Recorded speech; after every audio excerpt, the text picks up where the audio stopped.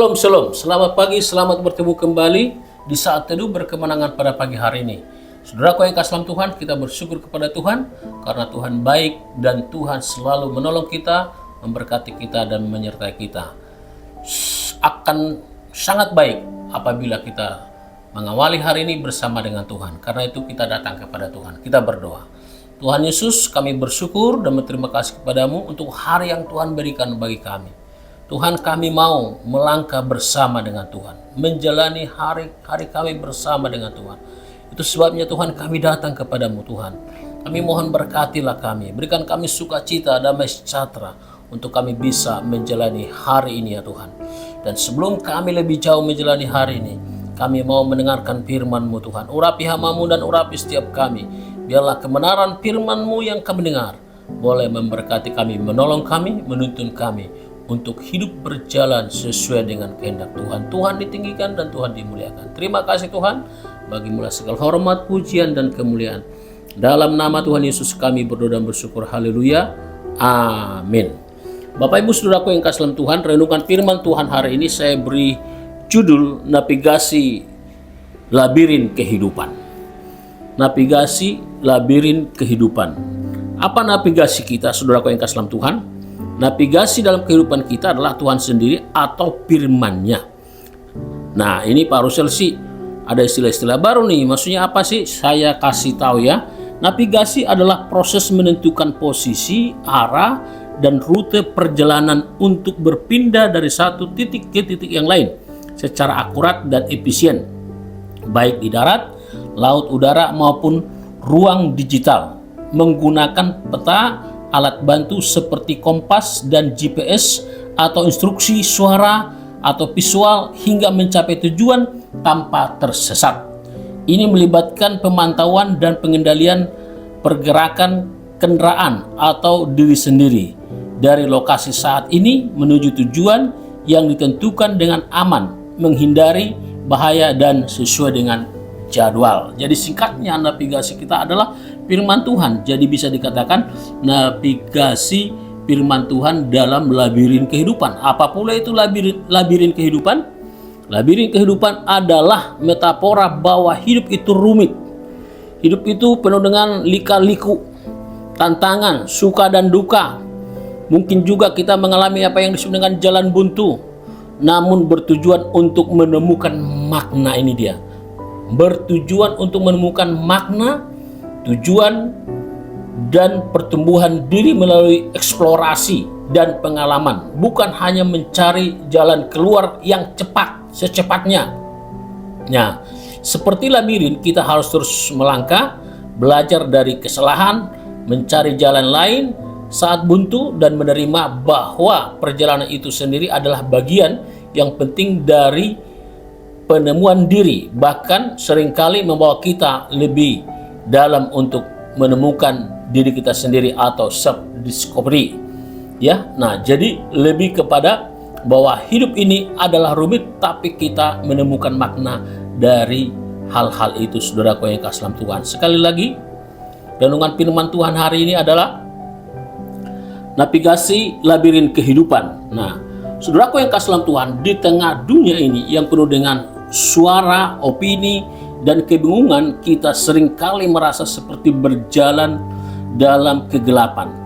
Nah, saudaraku yang kasih dalam Tuhan, namun demikian bagi saudara dan saya sebagai anak Tuhan yang percaya kepada Tuhan, kita tidak membiarkan perjalanan berjalan sendiri. Tuhan tidak membiarkan kita berjalan sendirian. Ya, dan kita sudah menyanyikan lagunya, Ku Tak Dapat Jalan Sendiri, dan seterusnya ya. Tuhan memberikan alat navigasi terbaik kepada saudara dan saya, kepada kita, yaitu firman-Nya, firman Tuhan.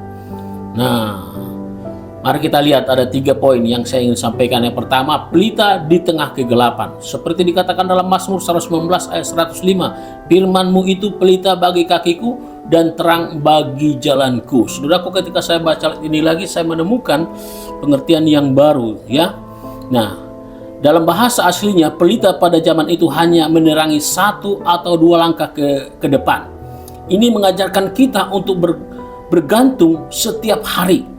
Tuhan mungkin tidak menunjukkan seluruh peta masa depan kita dalam sekejap, tetapi melalui firman-Nya Ia memberi cukup terang untuk melangkah dengan aman hari ini. Saudaraku yang kasih dalam Tuhan, itu seperti saya ingat waktu di kampung dulu seperti memakai senter. Jadi kita memang kalau pakai senter itu ya hanya 1-2 langkah yang diterangi ya. Nah, jadi kurang lebih seperti itu Tuhan menuntun kita. Nah, tadi artinya adalah bergantung setiap hari kepada Tuhan. Yang kedua, kompas kebenaran yang mutlak. Di era di mana kebenaran dianggap relatif ya. Ada namanya Kristen progresif dan yang lain-lain. Nah, Yesus berdoa dalam Yohanes 17 ayat 17, kuduskanlah mereka dalam kebenaran, firman-Mu adalah kebenaran. Nah, jadi firman Tuhan bukan sekedar saran atau tip motivasi. Firman Tuhan adalah standar kebenaran. Tanpa firman Tuhan sebagai kompas, kita akan mudah terbawa arus tren dan emosi yang berubah-ubah. Kita akan terombang-ambing, tapi miliki ya kebenaran firman Tuhan. Firman-Mu pelita bagiku. Yang terakhir, bagian yang ketiga, perisai dari jalan yang salah. Mazmur 119 ayat 133 mencatat sebuah doa yang dipanjatkan sangat kuat, dikatakan, teguhkanlah langkahku oleh janji-Mu dan janganlah segala kejahatan berkuasa atasku. Saya ulangi, teguhkanlah langkahku oleh janji-Mu dan janganlah segala kejahatan berkuasa atasku. Artinya saudaraku yang kasih dalam Tuhan, firman Tuhan berfungsi sebagai pagar pembatas. Ia tidak hanya menunjukkan jalan yang benar, tetapi juga memberikan kita alam rohani agar kita tidak terperosok ke dalam lubang dosa atau keputusasaan yang merusak masa depan. Jadi kita beruntung memiliki kebenaran firman Tuhan. Saudaraku yang kasih dalam Tuhan, prinsip utamanya adalah langkah yang diterangi firman Tuhan tidak akan tersesat. Mungkin kita tidak berjalan secepat orang lain, dan mungkin jalan kita terasa lebih sempit, namun jalan yang diterangi firman selalu berujung pada kedamaian dan tujuan ilahi.